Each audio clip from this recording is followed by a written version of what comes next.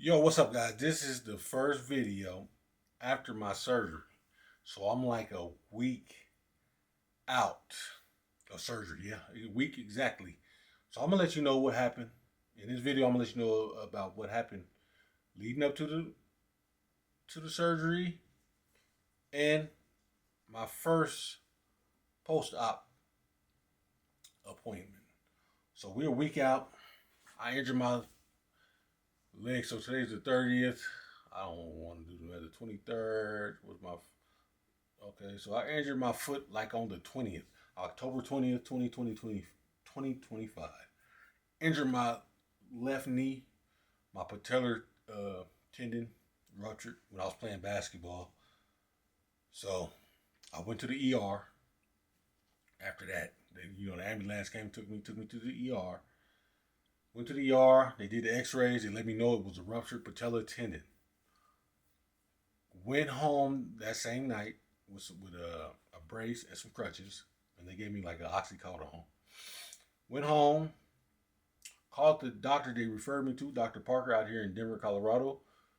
Went to see him Tuesday. So I called the office. She said, because they seen what type of injury it is. So with these type of injuries, they try to get you in as fast as they can. So I went and seen him Tuesday, and he was like, "What you doing on Thursday?" Like, man, I can't do nothing with this. So he was like, "Yeah, let's get you in for surgery. Come in Thursday." So Thursday, the 23rd, I went in for surgery. Now I'm gonna tell y'all about the leading up to the surgery. Right now, let's get into that. So Tuesday, went and seen him. He said I got a surgery Thursday. Now the thing about this is they don't let you know what time on when you see them Tuesday. They don't let you know what time surgery is on Thursday. They say somebody's gonna call you tomorrow on Wednesday. They let you know like 24 hours in advance. So he so Tuesday I was like, okay, I gotta get surgery Thursday, but it wasn't clicking in my head yet. So I went to sleep, tried to sleep. Woke up Wednesday. I was expecting the phone. My phone was ringing, but it wasn't the surgical center calling. It was other people calling, checking on me, seeing how I was doing. And then, they hadn't called all morning, so I went outside. It was sunny out. I went out, sat out on the porch just to clear my head because I was a little bit stressed. And went out there. I was out there for about 30, 45 minutes. And then that phone rang. I got that call. And it was like, yeah, your surgery tomorrow at 12. We need you to be here tomorrow at 12 p.m. And that's when my heart dropped. I was like, oh, I started stressing. Because up until then, I hadn't get that call, so I was like, they might not call. I was hoping they didn't call. I was trying to prolong it as long as I can, the way I was feeling. But they called.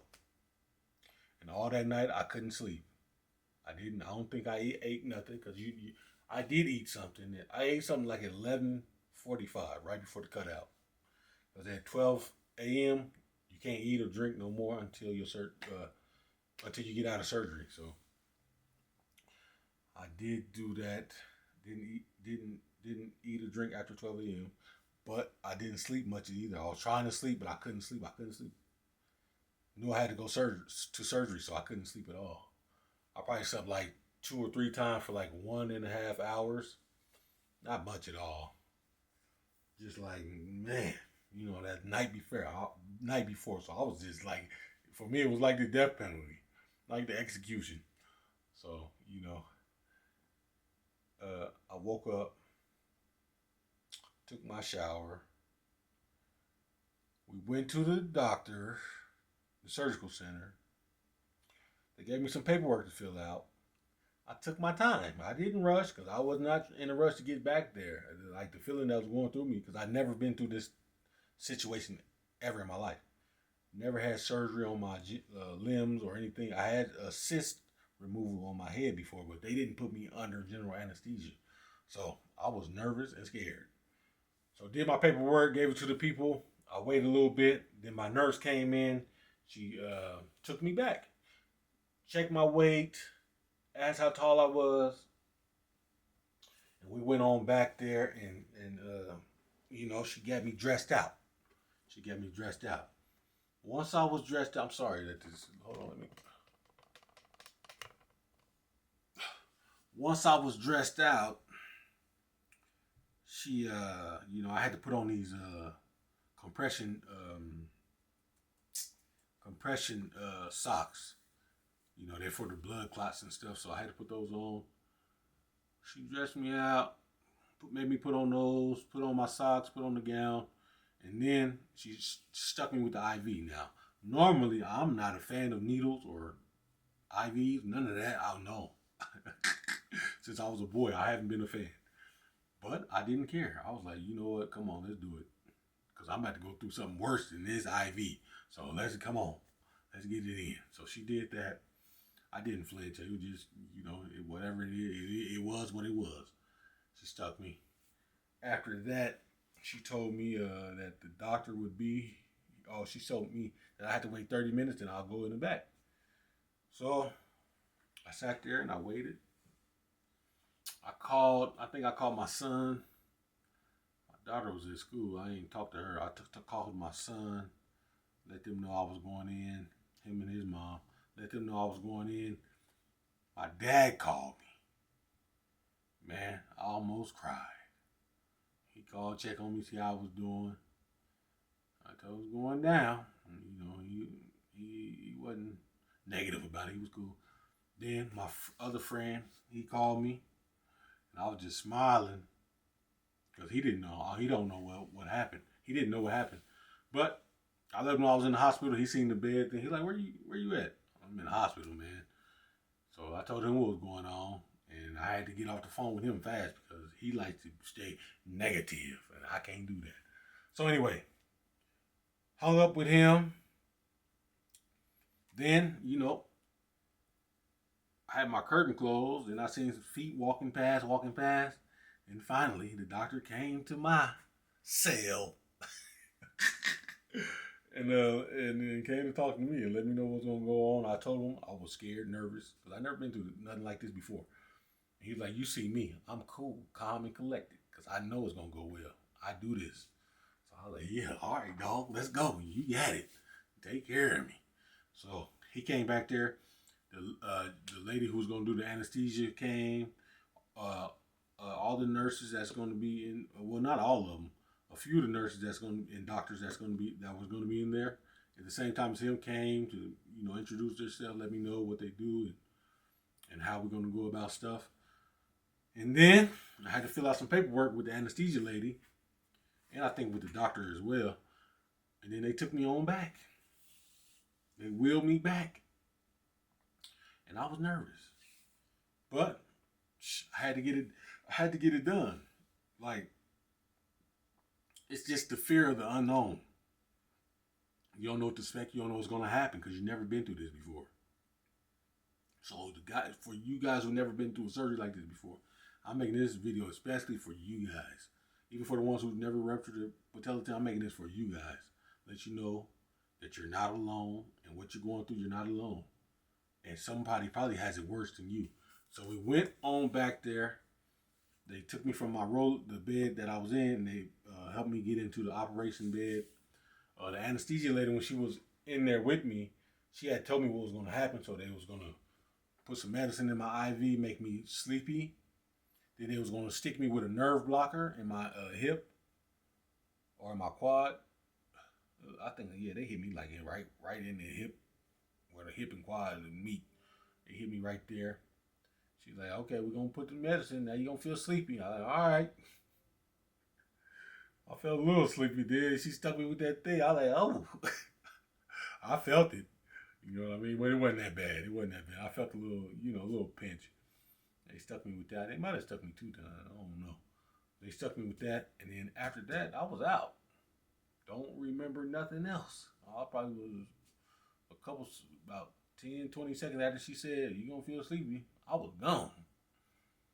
So they put me on to sleep, did what they had to do, and brought me back to the waiting room. Not the waiting room, but the recovery room. So I was in the recovery room. I woke up. My nurse was there. my other nurse was there, and Dr. Parker had came and talked to me and let me know everything went well and went great. You know, I looked at my leg, saying it was in his wrapped up and in his brace. I was like, all right, they did what they had to do. I couldn't feel nothing. That nerve block was in there. Then my nurse was telling me how to try to avoid the pain as much as possible, or control the pain as much as possible. She's like, hey, listen, when you get home, you maybe not right away tonight, maybe you don't know when it's gonna wear off.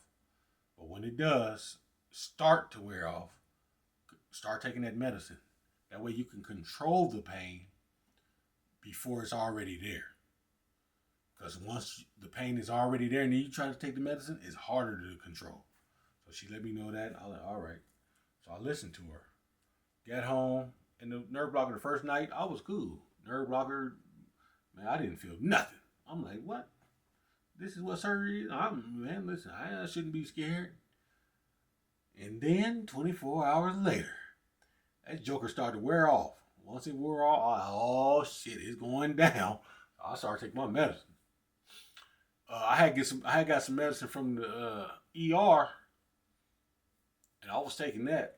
Then I was like, nah, this ain't working. I stopped taking that like later on that night, about 12 o'clock that night. I'm not taking this no more, this junk.